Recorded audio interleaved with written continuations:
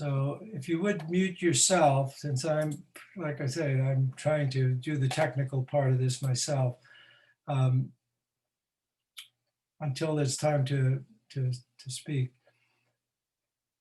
And take a moment now to close your eyes or just cast your eyes down, meditative state, enter into experiencing your breath directly, feeling the in and out movements of air moving through your nose. And that's for those of you that find it very hard to focus, mind wanders a lot. I don't know if there's anybody that has that experience or not. That I've found that actually to be a very, very good focal point of your attention. It's very easy to feel. And once you start feeling it, you realize, okay, that's a sensation. That's different than thinking. A little bit of coolness, a little bit of tingling.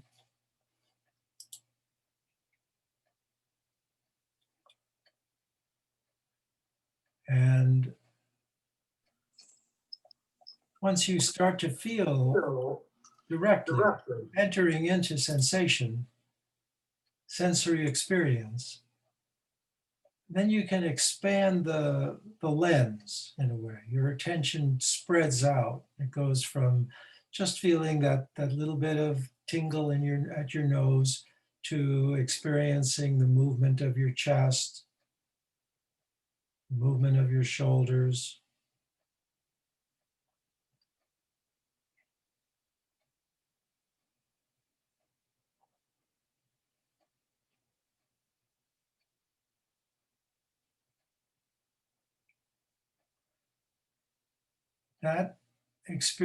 This experience of a direct sensory awareness in the here and in the now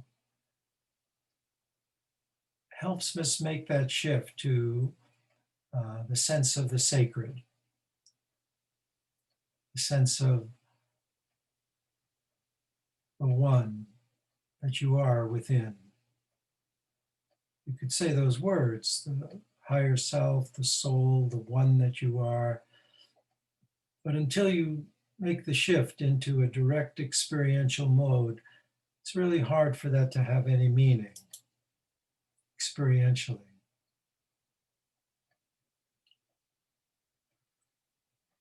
So it's shifting from... Hello, Alan. Shifting from thinking to going inward and feeling the sensations of your body as you breathe.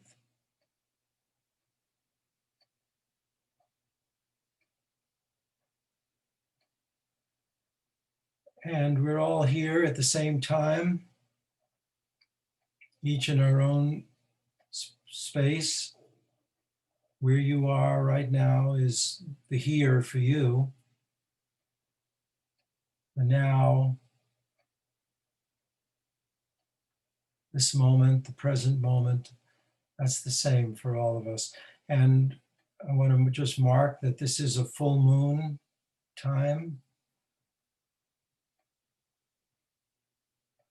And again, wherever you direct your attention, that will begin to become part of your experience. So you think of the moon, think of the full moon, that big bright moon in the sky. Although right here where we are in the Hudson Valley, it's cloudy and raining and thundering for a little bit a while ago.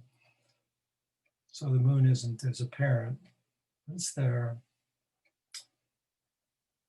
Just as are the stars, just as the sun.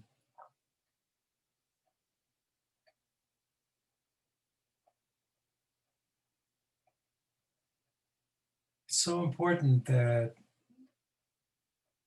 at different intervals of the day, we expand our attention. We allow our attention to go beyond the personal issues of our lives and expand to feel the more planetary and the more cosmic reality that we live in.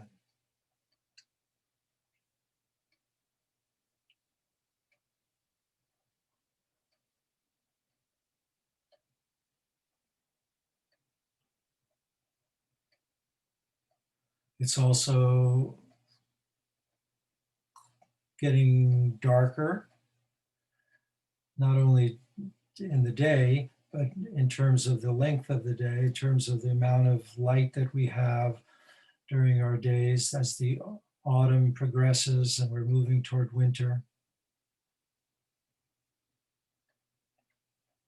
moving toward the shortest day.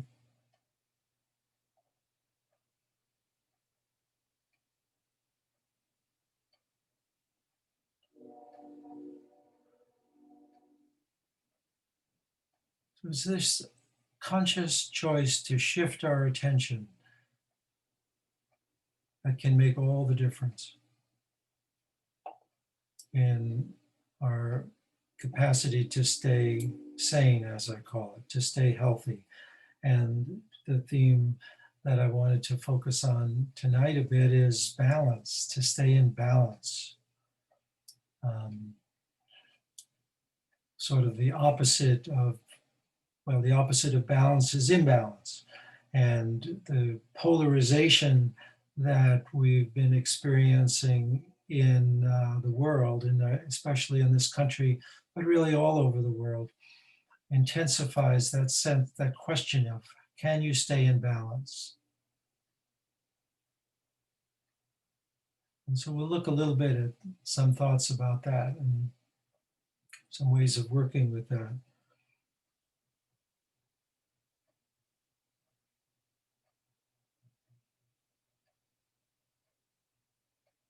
I received, it's always interesting what I receive just before these webinar sessions. And it turns out I got an email that, and I'm pretty sure Sister Dorothy, who's on our webinar right now, would know these people, the Ursuline Sisters.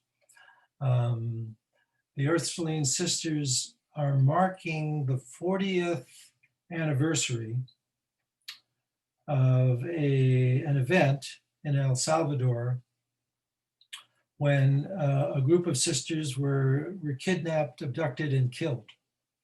Who knows what else was done to them. But the reason I wanted to call attention to it is because this is what they had to say about how they were marking this anniversary. As we commemorate this 40th anniversary, we are remembering with compassion, transforming through contemplation and recommitting to justice. So that's a very powerful intention or prayer. Their way of remembering this tragic event, this heart-wrenching event, particularly if any of them knew any of these people or know of people who've gone through that, to remember it with compassion. What's it like to be able to think of an event like that and have your heart be in a place of compassion? That's a challenge for us. And I think just to remind you again that one of the ways that we're focusing in this webinar is for each of us to kind of clarify and deepen our sense of intention about how it is that we want to make the world better. What is it we want to focus on? How is it that we then will focus our attention and act and bring our body and our mind more in line with that intention about changing, affecting, making the world a better place. And at the same time, there's this other intention, which is about ourselves, more primarily about our own quality of mind, body, heart, what it is that we're seeking to bring about in terms of our own consciousness. What is it we're seeking to change about ourselves, you could say? What is it we're seeking to open to embody? So when I think of those two intentions, one is kind of more directed outward, right? One is more directed inward. The theme tonight is about balance, so that could be a goal too, to look at how do we balance those two. Because if we are going to stay healthy, stay sane, while we're doing whatever it is that we end up choosing to do to make the world better, we need to balance those two.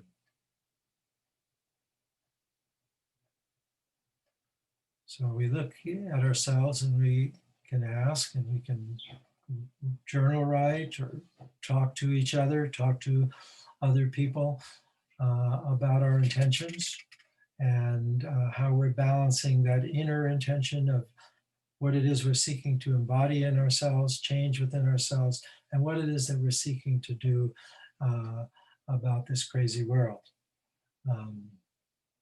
This beautiful world is another way of saying it. Right? We don't want to forget that.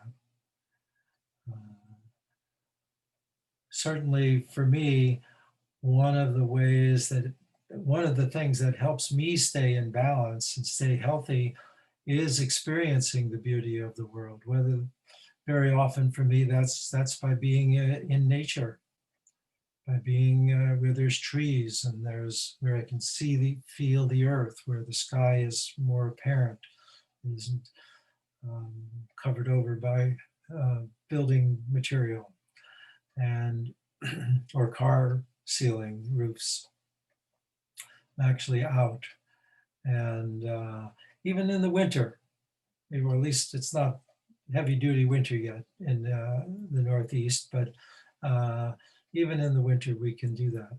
We can find the time to do that, and it really helps with the balance, helps us recalibrate, recenter, find ourselves again. So I highly recommend that you, if you aren't already, make that a part of your day. Make that a part of your day. And if you miss a day, make it a little longer period on the next day. It helps. It really does help. So the meditation that we did last week, for those of you that were there, focused on a meditative practice for finding balance.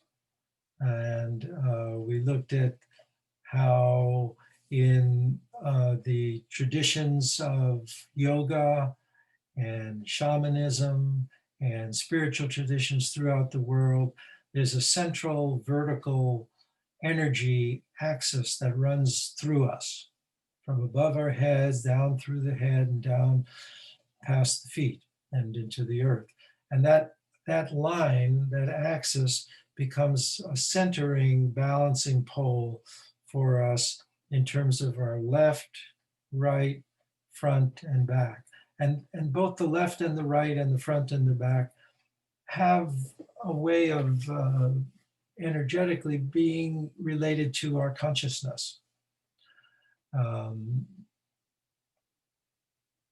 left side in yogic teachings relates to the feminine, and the right side relates to the masculine. Now, I've played around with the idea of whether or not the political polarization that we experience, that we call left and right, has anything to do with that, or is it just a sort of random idea that we came up with, that there's a right wing and there's a left wing, and one has something to do with conservatism and one has something to do with more communitarian. So, and interestingly, it seems like it does.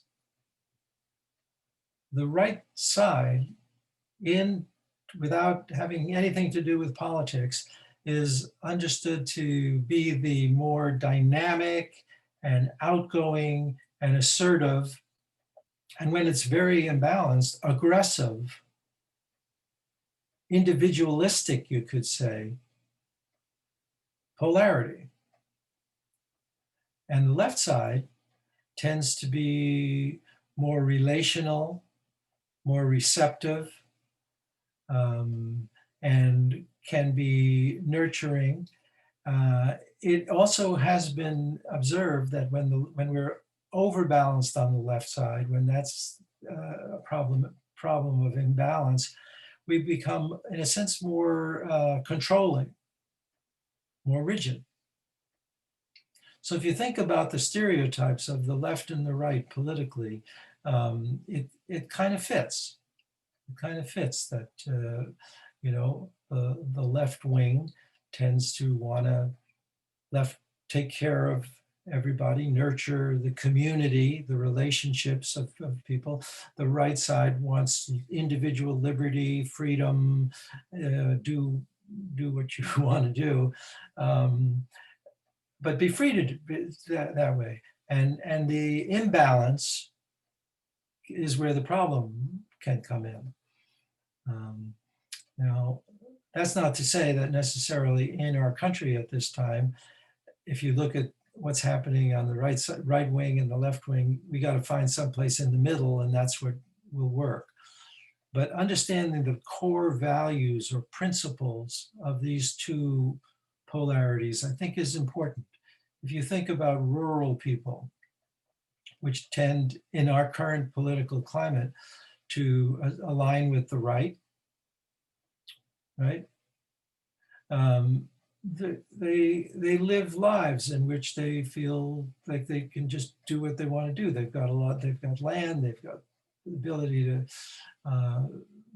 drive their tractors around and do whatever they want to do with them. If you live in the city, the more urban, you tend to recognize that the people are close. You've got to be mindful of other people. You've got to arrange things so that everybody gets taken care of and gets fed, or you're going to have problems. So I don't know how far we want to play that one out, but part of the reason I'm thinking about that is because one of the areas that I've been exploring lately came to me through a group that's called Braver Angels. And I don't know if you clicked on any of the links in the email that I sent out. Good, a couple of you did, and you'll see they're doing some very interesting work. They literally bring together in the same room people who identify as blue, meaning left, meaning liberal, meaning Democrats, but not necessarily identifying with any one of those words, but they lean in that direction, that they call that blue. And people who identify with conservatism, Republicans,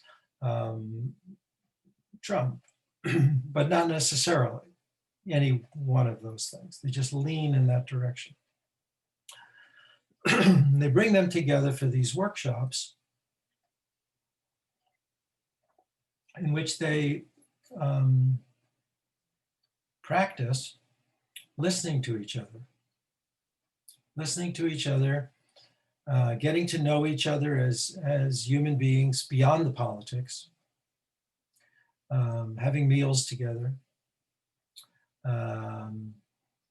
and these sessions are certainly guided and facilitated, and they have certain exercises that they do to help people break the ice and break through the stereotypes that are part of how we in each of these polarized worlds tend to see the other people on the other side of the polarized world. And I know for myself, that's actually a very challenging thing to do. I do have these stereotypes in my mind of people who are Trump supporters or Republicans, and I haven't asked people who come to these webinars what their politics are by any means, but I've tended to assume that most are on the blue side of that polarization. Maybe not everybody. And I've been pretty transparent that that's where I am politically. But in terms of my intention in consciousness to be able to relate and to relate with any human being, regardless of their red-blue affiliations, uh, that's a big part of what I think this webinar is about for me. How do we do that?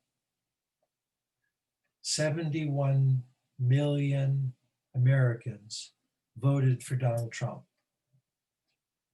To some of us, that's hard to believe.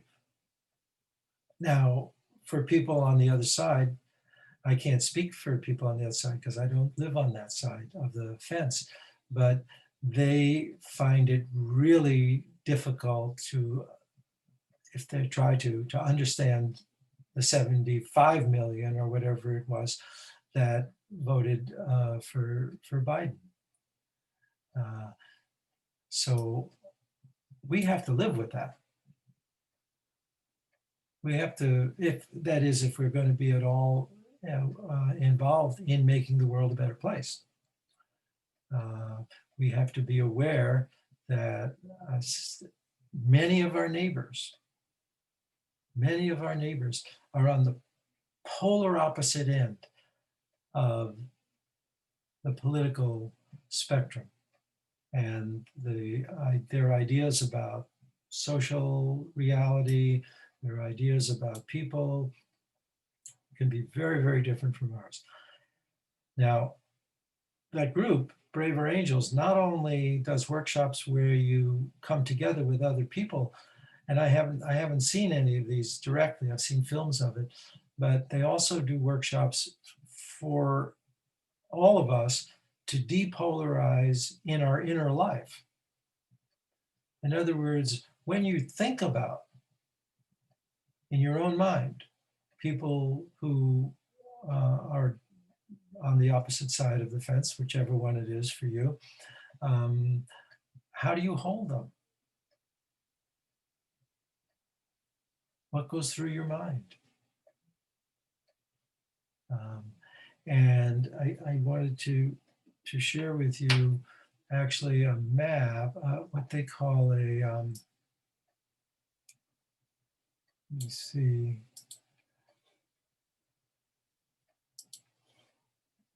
that. Okay, so I'm going to share the screen now.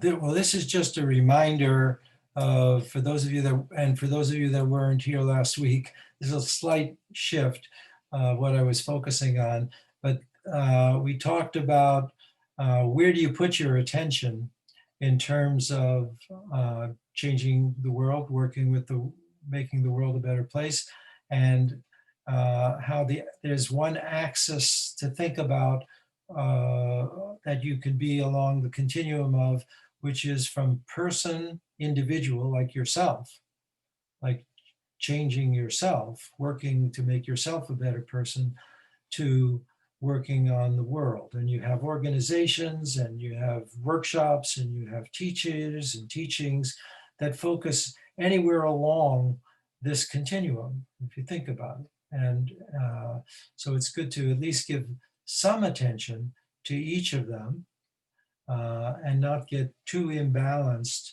in terms of whether so in other words, if we're so wrapped up in what's going on in the world that we forget about taking care of our own health, we forget about taking care of our own households, our children are hungry, but we can expand if we are locked more in just the individual end of it to include a larger sphere of where we're putting our attention.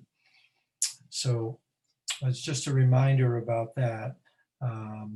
And one of the things that I have found is that the more, this isn't an absolute rule, but it's my own thinking, and you could tell me if you think it's wrong, uh, that when we get to the more local, the red-blue divide starts to break down. When it gets to taking care of the community, taking care of a household, taking care of your just individual health, for instance, you find people on the red and blue side having more in common, I think. It's when we get to the bigger areas where people, I think, tend to think more abstractly in order to relate to these things, that it gets more polarized. So it's just something that we could explore more uh, in our trying to figure all this stuff out. Um, but it's good to look at yourself and try to understand, where is your focus when you think of your intention, how you want to make the world better. Um, is it more local, which is fine? As we talked about last time, the whole idea of that, having a continuum like that, is to not have judgments about, not have a critical judgment about where one person puts their attention. If one person's putting their attention more on just a local project, a local creek, that could be just as important as somebody who's like working with Greenpeace and trying to change the way we're dealing with the oceans. That are all, that's the whole planet. Now, the other thing I wanted to remind you of, and this relates to balance again, can I make this bigger? Yeah, is the three chambers that I've spoken about and that we've done some meditations about, related to the three areas of consciousness, the three aspects of our our our mind that are important to be in balance. So that we have the head, which tends to be the intellectual, the thinking aspect, the understanding, the analyzing, the knowing. We have the heart, which is the more emotional kind of intelligence, the feelings, the whole range of emotions, positive, heavy, what we sometimes call negative, but really are not bad. They're just part of the human experience. And then there's the lower chamber, the more instinctual, the more gut level, the more basic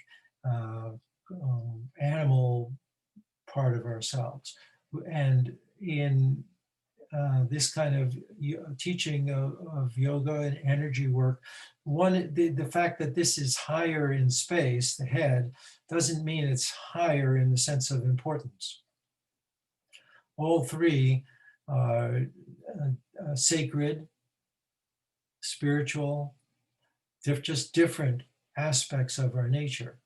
And bringing them into balance is something that can be done through energy awareness and meditation, but it's also something that, just in terms of thinking about your situation and about your life, you can journal write about, and you can kind of recognize that you can bring them into balance just by being a little bit more attentive. Like if you feel like you've been spending too much time in your head, check in with yourself. What am I feeling?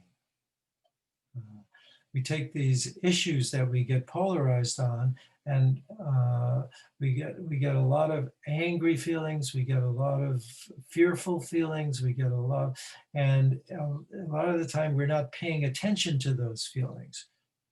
We're wrapped up in the thoughts about the issue that we feel that we're in conflict with other people about, and this stuff is stewing. And unless we bring our attention down into it, we can't get to the deeper emotional reality of our true nature, which is love. That's the reason from my perspective, that we have these reactions is because we care about these things. Caring is loving. That's where it comes from. You care about refugees, for example. You care about people who are suffering, and but we get caught up in the ideas about how to solve the problem, and we get into conflicts with people about how to solve the problem, and we don't realize that we're getting all angry.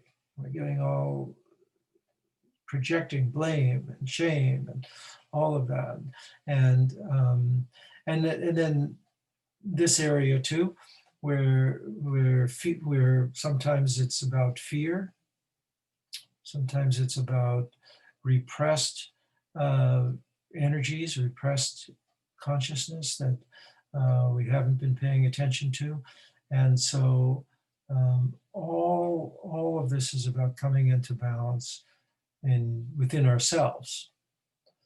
So again, if we wanted to get into it, it'd be a whole different kind of a lecture, but I believe, and at some point I'll probably try to write something that tries to show how it's the imbalance in people related to these three primary aspects of consciousness that connect to the differences that we have in our political perspectives and alliances. And finally, this is the one I wanted to get back to you about braver angels.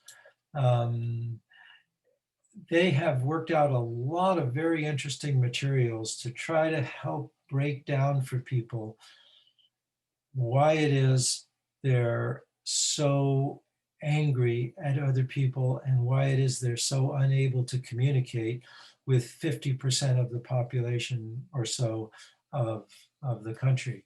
And this is a little bit of a summary of some very useful material that they present to people.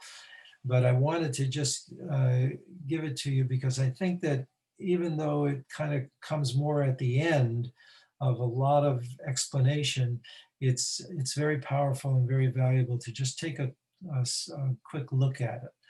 The idea here is that this is the trajectory that they are helping people to move along, going from here to here. That is from, now you can, I don't know, I'm not going to ask you to show your hands or anything like that, but I'm sure some of you have thought of people that are on the other side of the political spectrum from you in this way. They're our enemies, and they want or are harming the country. And maybe you've felt hatred toward them. I'll confess, I've done that. So you could say it's a slight change, but here the thought is, see what they're doing here is that there are thoughts and there are feelings. So the feeling here is hatred. The thoughts are there are enemies, they're harming our country, even they want to harm our country. That's a very strong thought, you know. So it goes from hatred to disdain. You look down on them. They're ignorant. They're deplorable. Remember the famous Hillary mistake. It may have cost her the election. It very well may have, really, because if there's nothing that we know clearly that the people who are supporters of Trump we think about them, it's that we think they're deplorable and that they're ignorant and that we hold them with disdain. So it's worth looking inside ourselves and asking, well, is that true? Or are they making that up? And to what extent is it true? And do we want to change that? And then there's moving along, the way they describe it. The next one would be pity.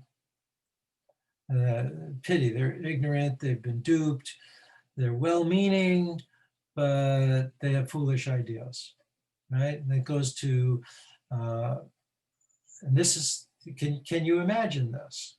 I'm asking, can you imagine actually relating to the people on the other side of the spectrum politically from you with basic respect?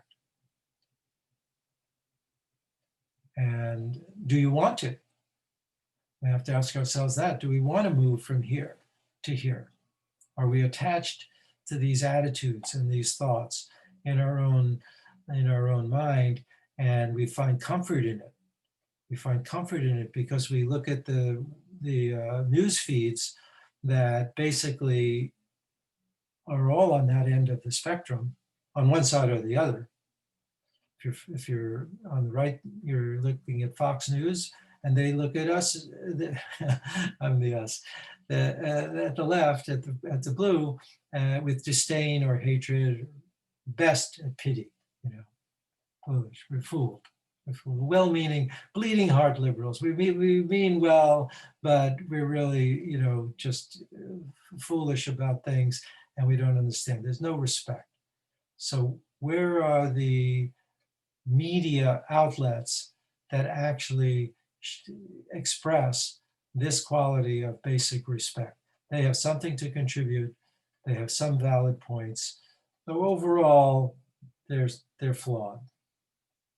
And then finally, they move to this quality of basic respect and appreciation. They have a lot to contribute, important perspectives, even if I agree with only part of it. So you see you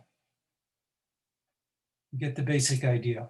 And they take people through whole workshops. What I've just given you like is a very, small taste of it. And I've only had a very small taste of it, I confess. However, it seems to be aligned with the direction I've been seeking to move. I've been guided from within to move myself. My heart did not feel good about the way I have bought into the polarized view of humanity at this point. It has caused me pain.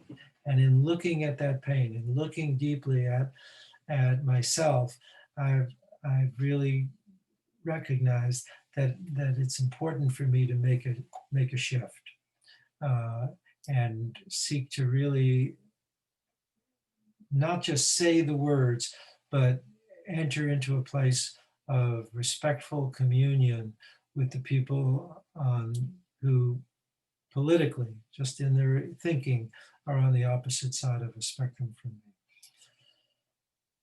So I would like to just open it up now for any thoughts on any of this. If you want to say something, just raise your hand and you can unmute and ask a question or share from your own perspective. Questions are fine too. I'll be happy to try to respond from my own experience.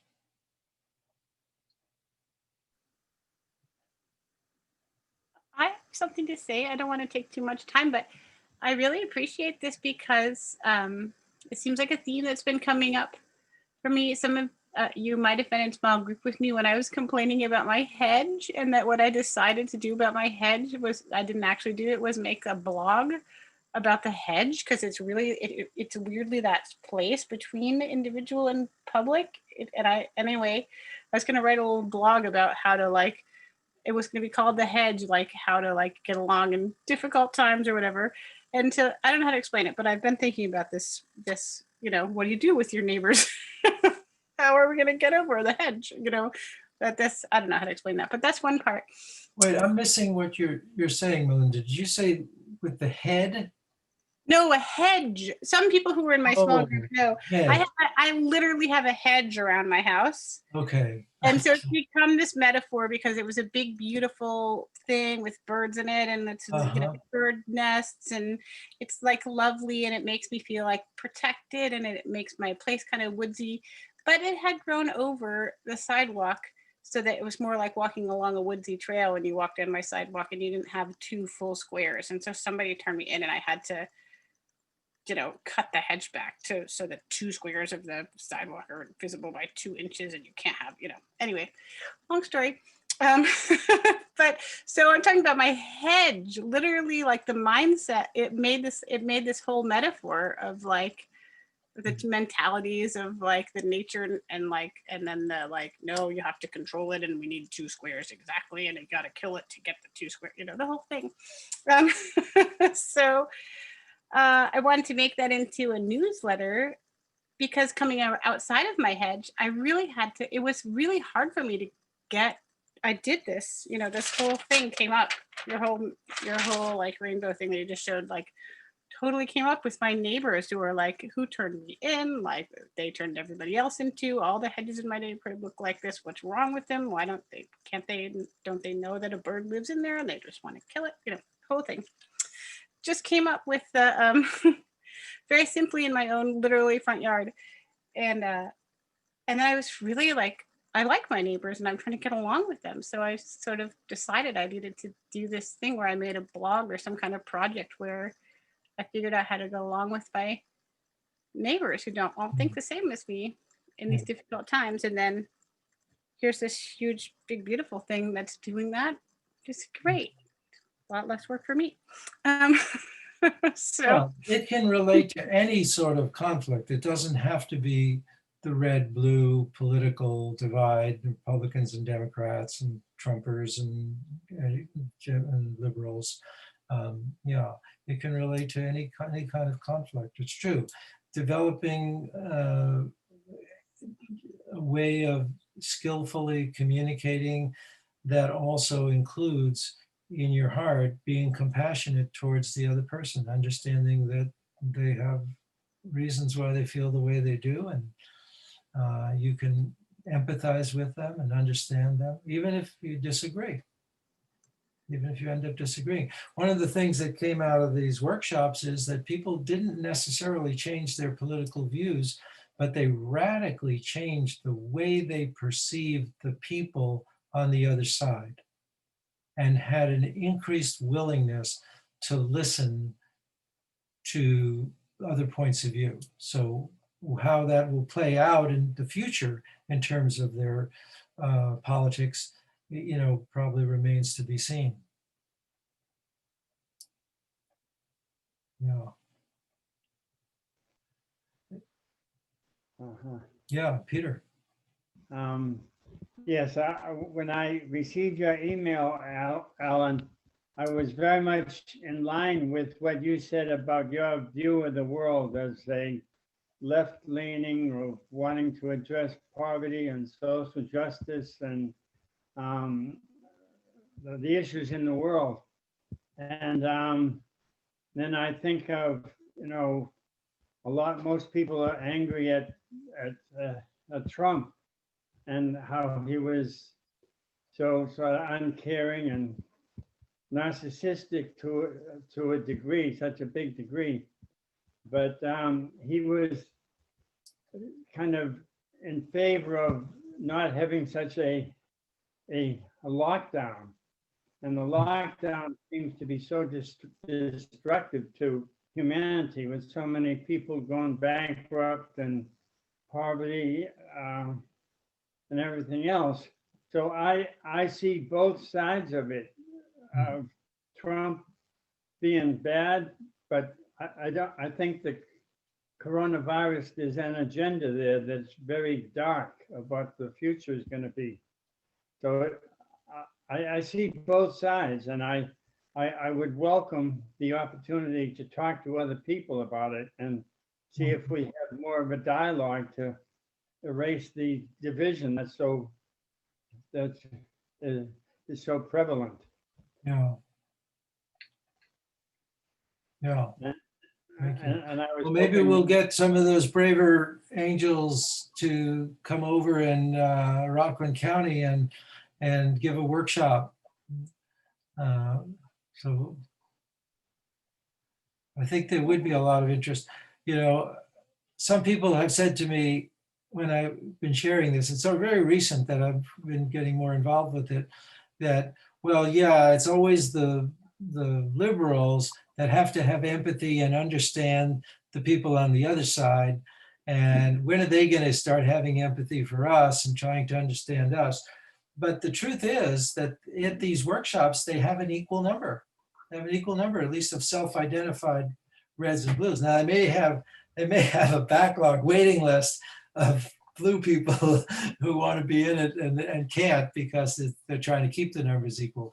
I don't know. That's my little nasty suspicion. But yeah, let's see how it goes. Maybe that's something that our webinar can evolve to have more of. Yeah, and different issues. That's the thing too. I think, Peter, what you're saying now that I'm thinking about it a little more, it brings up the idea that on some issues, people really cross over or would cross over, except polarization doesn't let you do that.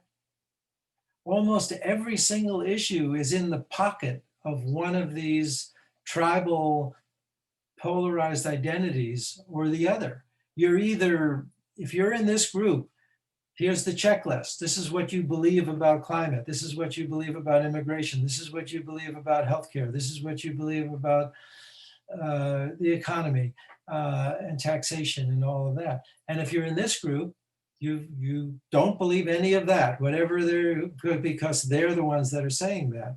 And by being able to see, well, on this issue about COVID, you know, maybe I agree with the Trump view or the more conservative view, even if I tend to be more of a liberal. That I think would happen more if we were able to see each other as humans rather than as a member of the tribe, of this tribe or that tribe, the red or the blue tribe. Yeah. Yeah, anyone else? Connie. Unmute yourself. Thank you. That my little thing wasn't showing that I was muted.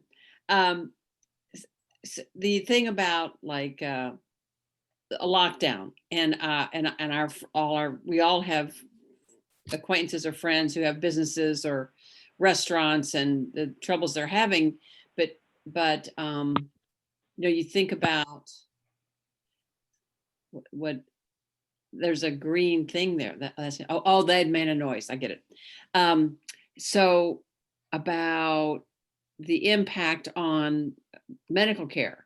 And so it's like, yeah, you can go to a restaurant or you can go to a Trump rally or a demonstration for Black Lives Matter and not wear a mask. But if you end up at the hospital, do you get to have care? I mean, you know, because it's of what's happening to the workers in the hospitals. So there is a lot to look at and think about with the lockdown and the impact. And like, we all hate closing the schools. That's horrible. But yet the older teachers are at real risk. So it is difficult. And I appreciate, Peter, you bringing that up to think about it in this way, because I do have very sort of rigid, being a former healthcare person and married to somebody who works in an emergency department, you know, you just think about what they're risking if we don't have lockdowns. So I was looking at that, and then my sister voted for Trump, and I've been working with Alan quite a bit on moving. That's a great schematic, you know, and I'm sort of at the pity thing, and that she does care about the country, but she's been duped. I mean, she would not, I don't know that she would appreciate that. I don't know that she would see that as me moving on that spectrum, you know. But she called me a while ago, just before the card, and we had a lovely conversation about our respective holidays, and and ended up saying how we loved each other, and but boy, I just hate that she voted for Trump. Mhm. So, Mhm. I was thinking about wishing that she lives in Texas, that she and I would be in this kind of a situation together. And I was thinking of, Alan, if you would run something like that. Well, there are people doing it. It doesn't have to be me. No. But because and they do it online now. Yeah, I would think so. So they don't really need to be, and they frame it as it's not political. Uh-huh. It's not political, although it's about people's political ideas and political feelings. It's not to try to figure out the answer to the political questions. Uh-huh. They do, Well, I'll there's a video. If you go to their website, there's actually a video that demonstrates a lot of the little segments of different workshops that they've done that you can see. And I'm sure one of the you things can join in, and you can say, I want to be part of one of these sessions, and get your sister to join in at the same time. Well, one of the things that would be apparent is she's much kinder about my viewpoints than I am about hers. So that would be true. I think that would be true. Yeah. So that's valuable. Okay. Anyone else have anything they want to ask about or share along these lines?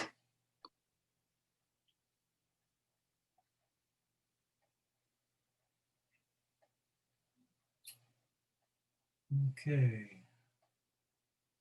Yeah, polarization. It's a word that now is like just you hear it a lot. It's like the word unprecedented. We hear that a lot. Everything's unprecedented. Maybe it's true. It's unprecedented. I don't know. Humanity's been around a very long time, so I'm not sure that some of the things we're experiencing haven't been experienced before. Climate change is the big one for me that makes it seem like we're in a different kind of time, a special time. So my feeling, just to put it out there right now, is that this is one very important aspect of what needs to be going on. So these people that are involved in Braver Intentions, this is their work. This is what they do. They devote this is their thing. Even though they have political agendas themselves, some of them, they're liberal or they're conservative, they feel that the hatred and the inability to see each other and the inability to will destroy this country, and that's the thing they want to focus their attention on, and try to heal the human to human experience between people who have these different views, in the hope, I think, too, that it will lead to people being able to find more common ground and work together to solve the problems that we have, which are many, and which, no matter who gets elected by a slim majority, they're not going to be able to really do the things that need to be done when there's this constant battle over, tribal identity of you can't get what you want if it looks like we lose. It's all about win-lose. So I confess to having gotten pulled into it. It's like a force field, a dark star that has a lot of gravity, and it pulls our minds, it pulls our hearts, and And then maybe that's why I feel it's so important for me to be doing this, because it's helping me to dig deep, to understand more deeply, and walk the talk. Because I've been talking about your love all beings, benefit of all sentient beings, love all humans for sure, but then I go drive by somebody's house that's got a Trump sign on it, and I'm throwing fire bombs in my mind, and not good, I say to myself, not good. You don't want to be doing that. So let's take a few minutes now to, Peter, did you just think of something you wanted to say? Yeah, I was thinking how appropriate the prayer that Abraham Lincoln said at your opening there, about during the Civil War, there was a thing like brother against brother. Right. And now in this situation, it's the same thing, I think. It's the same thing. It's wrong. This is, we are in a civil war. Yeah. I would say that, go so far as to say that. Yeah. So, Dorothy, go ahead. Yeah, I'm just thinking of, we're starting with a balanced life. And I think, how much do I risk and how much comfort do I need? I think that we have the comfortable people and the obedient people on one side and the risky people. And you see what risky actions do. And you have to risk. The risky people are the ones that make history, I think, in many ways. And, when do I risk and when do I not risk? It's a balancing game that I feel that I've been playing all my life. Mm-hmm. Okay. I'll leave it at that. We're going to meditate on that one. Mm-hmm. Yeah, the risk takers and the people who want to hold back. Is that the idea? Yeah. Okay, so here I'm going to ring a gong just to help.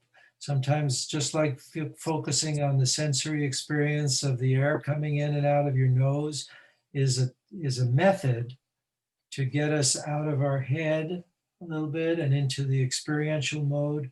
Sound can do the same thing. Good music that is usually nonverbal music can also be helpful in that way. So.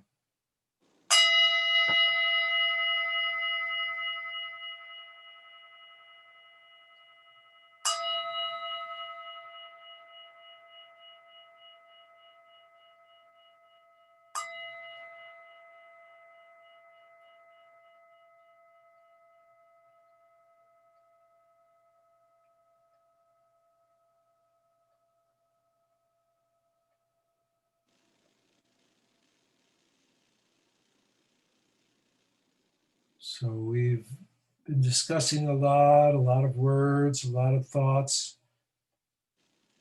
Allow yourself to recognize that your thinking mind is not going to just stop. It's not going to just shut down. That you can also feel, sense right now that you do have a body. Your body is sitting and you can feel it. It's breathing and you can feel that.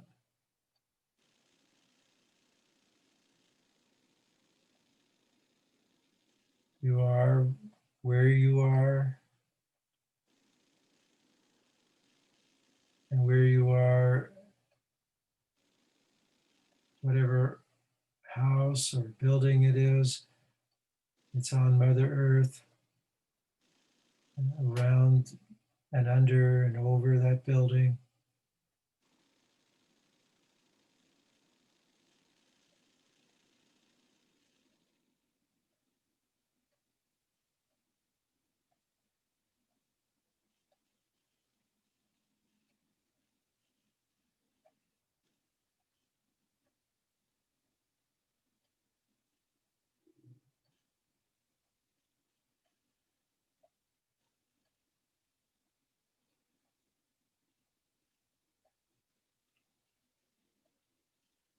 around and throughout your body is also the presence of beingness,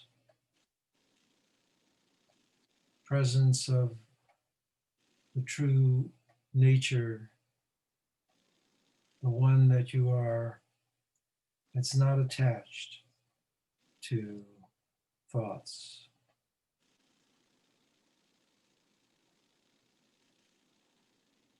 Not even attached to the body.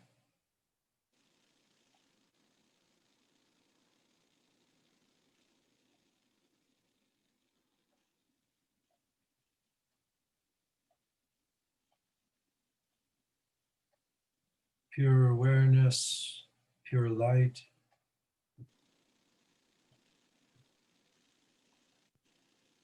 Divine light.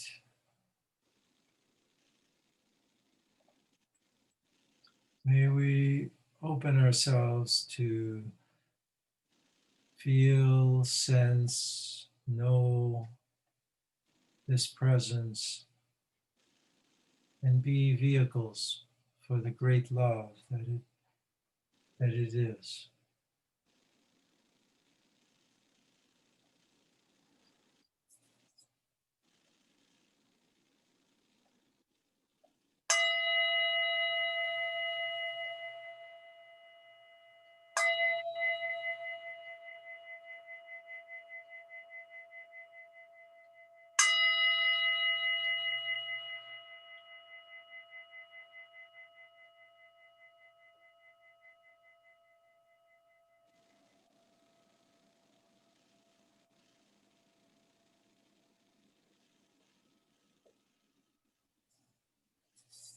Thank you all for coming.